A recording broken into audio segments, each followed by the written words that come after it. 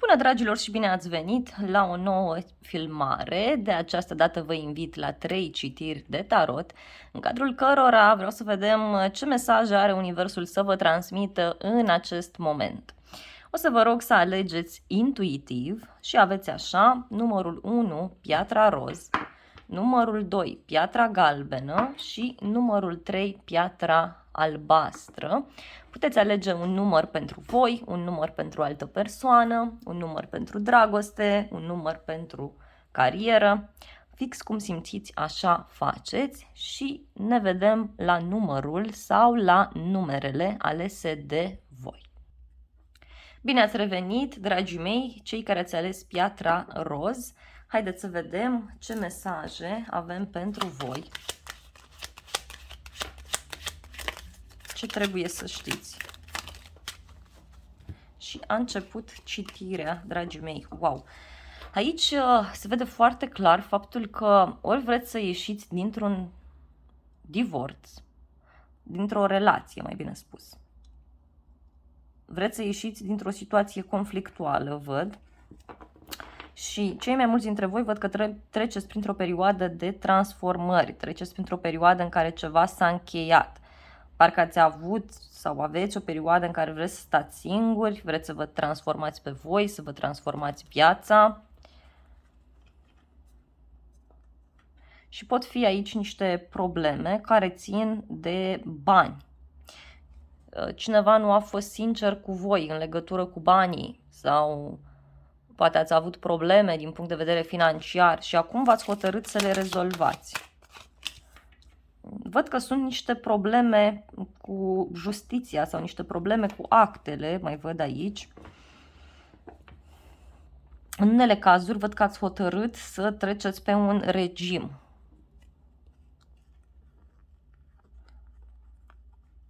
Dacă sunteți femeie, văd că sunteți pregătită aici să faceți un drum, o schimbare, o mutare. Vreți să vă mutați cu cineva, vreți să rezolvați o problemă de familie. Iar dacă sunteți bărbat, văd aici o persoană care o să apară în viața voastră, dacă nu a apărut deja, și care o să stea cu voi în concubinaj, adică o să locuiți împreună, dar momentan nu văd actele, pentru că momentan văd niște probleme pe care ori voi le aveți, ori cealaltă persoană. Iar dacă discutăm de zona voastră profesională, aici văd că sunt niște probleme. Trebuie să mai rezolvați ceva cu niște acte. Ați încheiat ceva, dar trebuie să mai duceți, eu știu, niște hârtii. Mai așteptați o decizie finală. Mai văd o problemă la locul de muncă, dar care nu ține de voi. O femeie mai în vârstă care are o problemă de sănătate, văd aici, iarăși. Și văd că unii vă doriți foarte mult un nou început. Cu o persoană care este diferită de voi.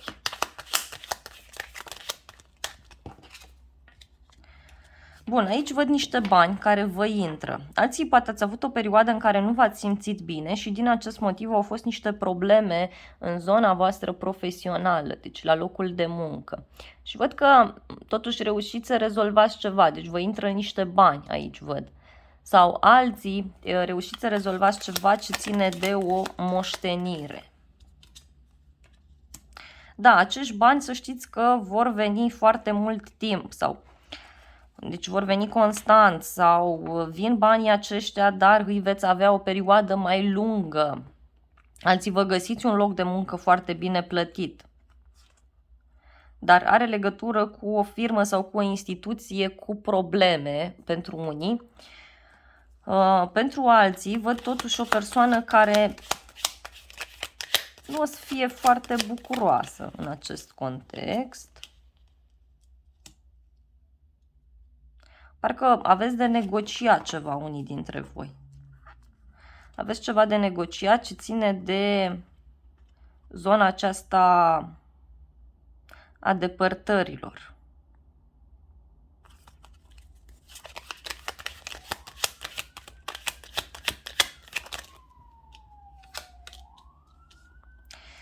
Cineva care comunică aici, dar care, nu știu, nu spune totul sau vă răspunde la mesaje, dar vorbește puțin. Văd aici niște acte care țin de un copil sau de o instituție care se ocupă cu persoane mai tinere sau un loc de muncă mai nou, ca să spun așa. Cineva nu prea vrea să comunice cu voi sau are niște probleme.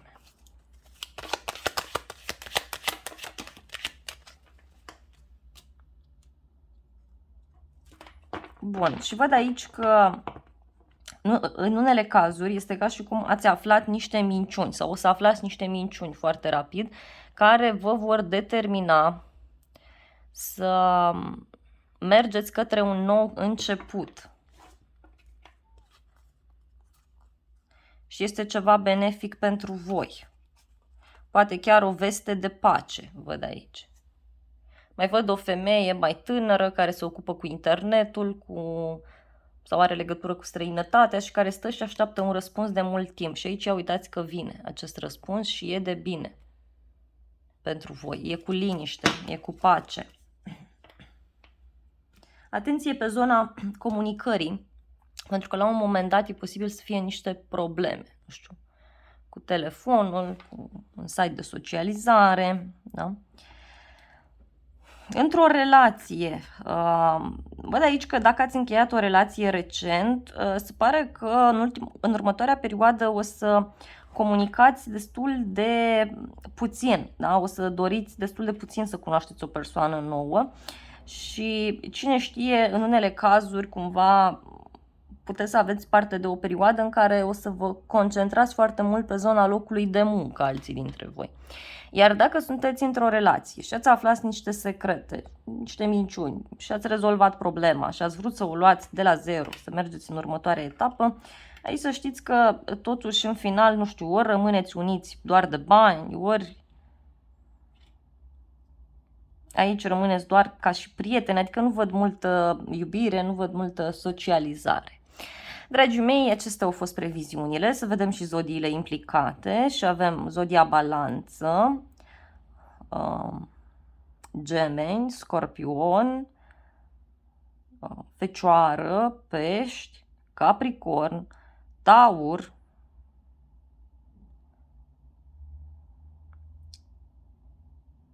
Gemeni, am spus, Berbec, iarăși. Și cam atât, dar nu este neapărat nevoie să aveți legătură cu aceste semne zodiacale. Dragii mei, vă îmbrățișez cu drag, vă mulțumesc frumos pentru vizionare, nu uitați să vă abonați canalului, să apăsați clopoțelul, să apăsați butonul de like, iar dacă doriți să mulțumiți, puteți să vă alăturați acestui canal, să susțineți activitatea sau puteți să distribuiți aceste videoclipuri pentru a ne înmulți aici. Iar pentru cei care doriți, puteți să apăsați și butonul mulțumesc. Vă aștept cu drag la un alt număr sau la o altă citire dacă vreți să mai vizionați. Bine ați revenit, dragii mei, cei care ați ales piatra galbenă. Haideți să vedem ce mesaje are tarotul pentru voi. A ieșit cartea supărării, wow! Voi aici sunteți supărați pe niște vești pe care le-ați aflat sau pe niște mesaje. Ceva vă supără foarte tare. Sau... În alte cazuri e vorba de niște informații pe care le-ați aflat, pe care le aflați și care nu vă plac. Vă văd supărați, nu sunteți foarte deschiși, tocmai pentru faptul că, nu știu, ori e cineva, e un vecin care este cu ochii pe voi sau este o persoană din apropierea casei voastre care stă aici și vă pândește, vă urmărește.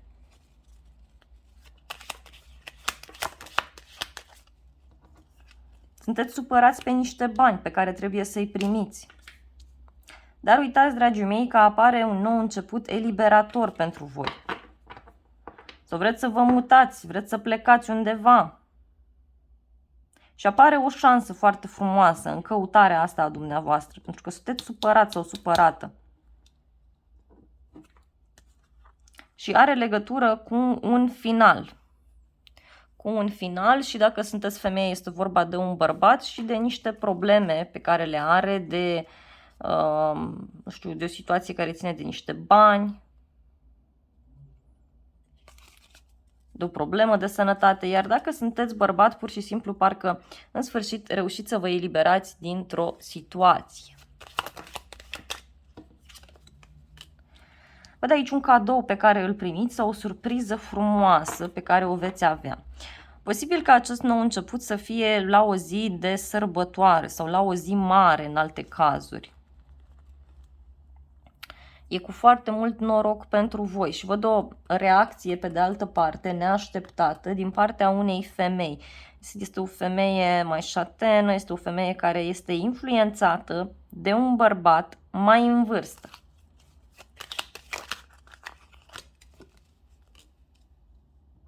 Atenție pe zona sănătății aici, da? În unele cazuri văd că este posibil să fie o problemă la niște acte în toată această situație.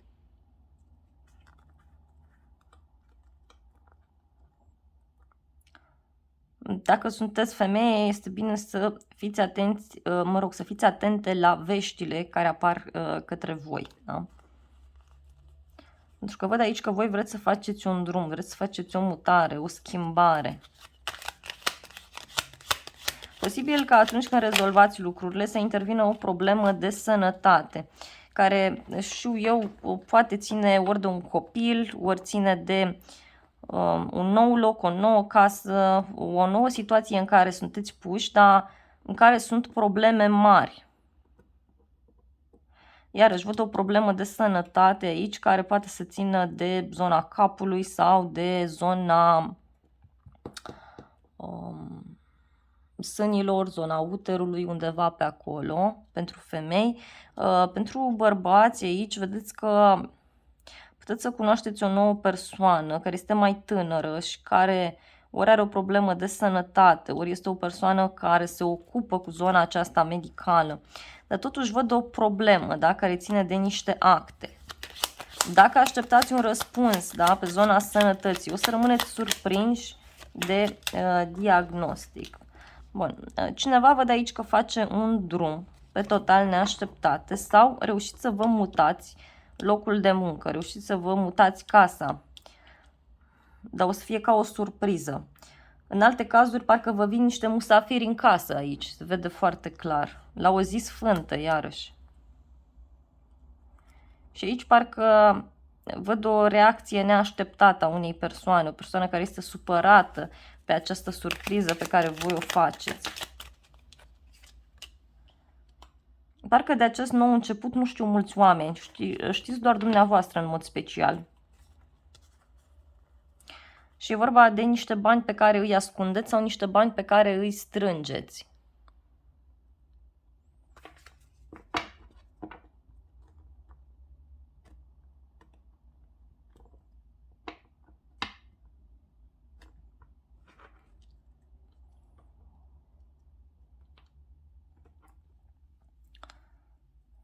Este ca o bucurie foarte mare pentru voi, dar trebuie să fiți atenți pentru că sunt anumite elemente aici. Văd niște discuții plăcute, frumoase, pe care le aveți cu cineva. Sau dacă nu sau dacă nu le-ați avut, o să le aveți în următoarea zi, următoarea săptămână, maxim următoarea lună, din momentul în care vizionați acest videoclip. Și toată această poveste are legătură cu o problemă care ține de bani, da? De o firmă, de un loc de muncă.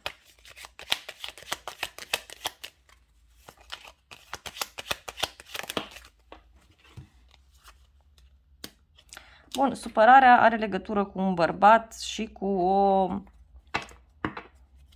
o femeie, da? Poate să fie un copil aici, văd.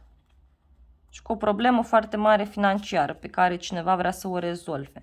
Dacă sunteți bărbat, văd că sunteți supărat aici în legătură cu o persoană.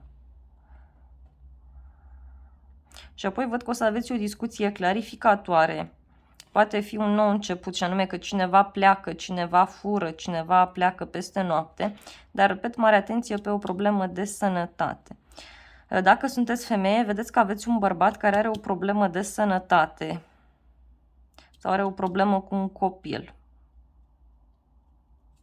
Dacă vrea să înceapă ceva nou, iar sunt niște probleme aici, mai ales dacă e o situație care ține de străinătate sau de un alt oraș, de niște drumuri.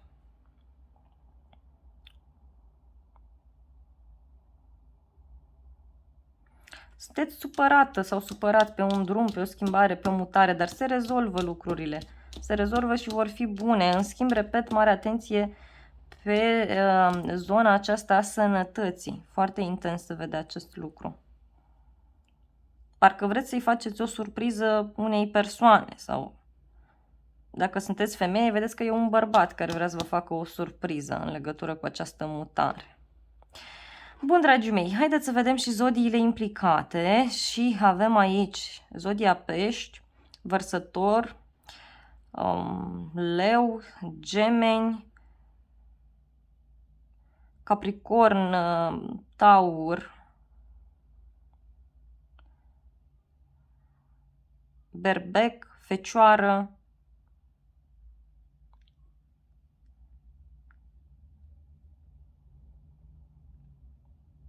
și cam atât, dar nu este neapărat nevoie să aveți legătură cu aceste semne zodiacale.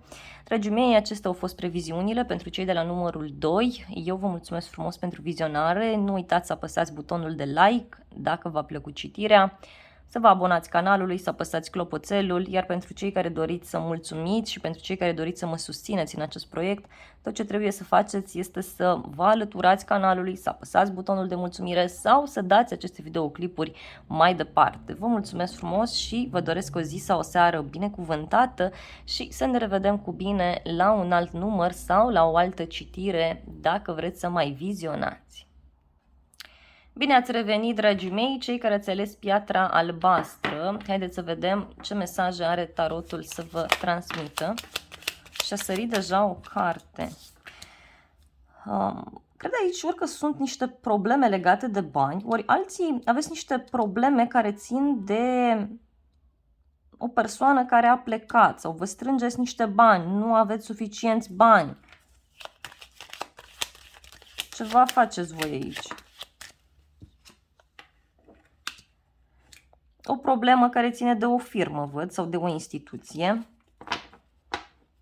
Poate, în unele cazuri, considerați că nu vă ajung banii pe care îi primiți. Unii văd că trăiți o viață foarte simplă.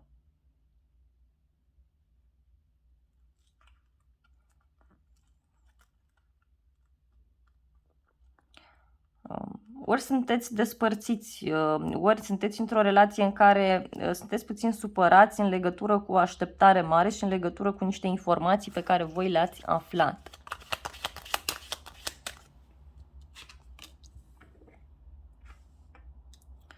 Aici văd, dragii mei, că în unele cazuri, dacă aveți o relație în care sunt probleme, să știți că ele se rezolvă, dar după ce rezolvați ori voi, ori partenerul o problemă profesională de la locul de muncă. Și aici văd un angajament serios, o înțelegere pe care o faceți cu o persoană. Dar e ca și cum cineva trebuie să piardă ceva. Parcă e un proces aici în care cineva pierde ceva anume.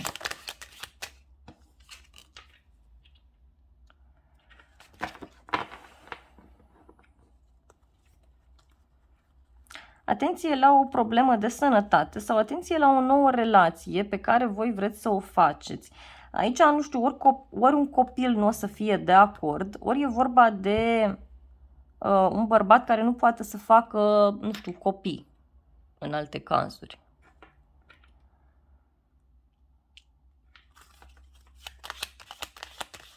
Cuiva nu-i convine ceva legat de un nou început în care sunteți voi sau de un copil. Ia uitați. Și văd aici că reușiți să faceți un drum sau reușiți să vă mutați, să schimbați ceva și e cu foarte mare bucurie financiară pentru voi. Vă vin mulți bani sau echilibrați ceva, știu eu, din acest punct de vedere.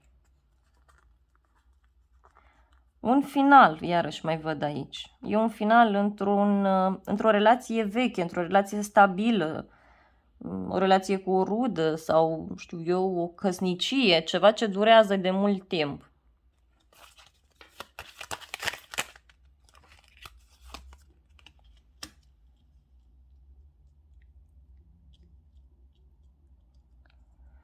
Bun, ce mai văd aici este că unii dintre voi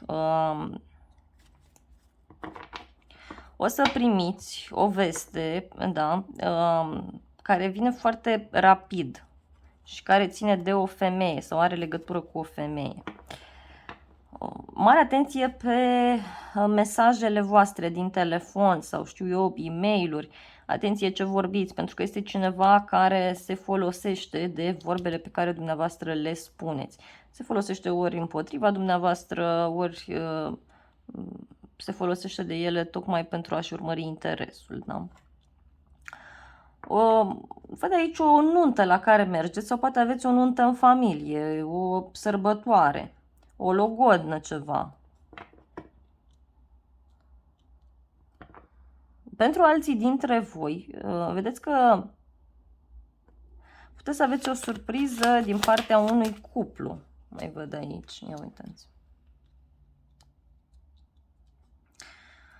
Dacă lucrați într-un domeniu anume care vă și place, dragii mei, să știți că acest domeniu o să dureze mai mult timp, adică nu plecați ușor de acolo.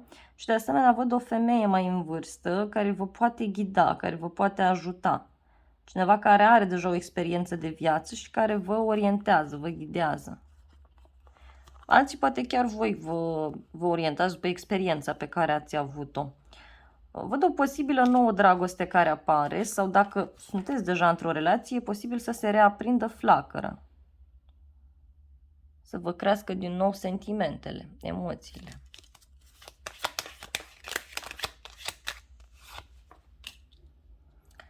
Bun, dacă sunteți bărbat, văd o supărare aici care ține de o femeie și de un loc de muncă, de faptul că nu vă puteți elibera dintr-o situație. Și văd că sunt mereu certuri, mereu neînțelegeri. Iar dacă sunteți femeie, văd niște probleme pe care le aveți aici la locul de muncă sau, nu știu, e ca și cum vă ocupați de puține lucruri sau sunteți concentrată pe ceva anume. Atenție, repet, pe zona drumurilor și pe zona aceasta de mesaje.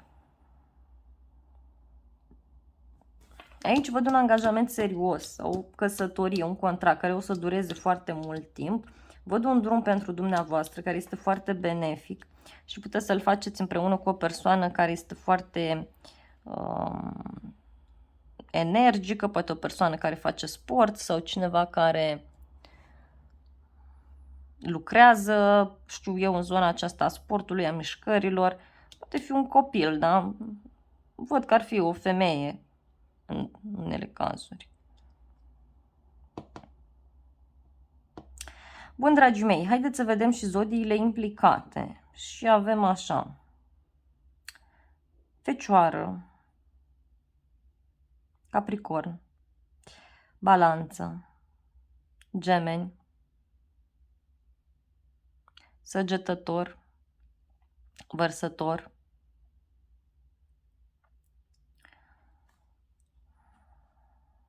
Leu, Scorpion, Rac, mai văd aici. Și cam atât, dar nu este neapărat nevoie să aveți legătură cu aceste semne zodiacale. Dragii mei, acestea au fost previziunile pentru cei de la numărul 3. Eu vă mulțumesc frumos pentru vizionare, vă iubesc, vă îmbrățișez cu drag pe toți, să aveți parte de o zi sau de o seară binecuvântată și nu uitați să apăsați butonul de like dacă v-a plăcut citirea, să vă abonați canalului, să apăsați clopoțelul ca să fiți primii care știți atunci când apare o citire pe canal. Și de asemenea, dacă doriți să mulțumiți, puteți să dați aceste videoclipuri mai departe, să le distribuiți prietenilor, să le distribuiți pe un site de socializare, iar pentru cei care doriți, vă aștept cu drag să vă alăturați canalului și de asemenea vă aștept cu drag să apăsați butonul de mulțumire. Vă îmbrățișez și vă doresc o zi sau o seară binecuvântată. Și vă aștept cu drag la încă un alt număr sau la o altă citire dacă vreți să mai vizionați.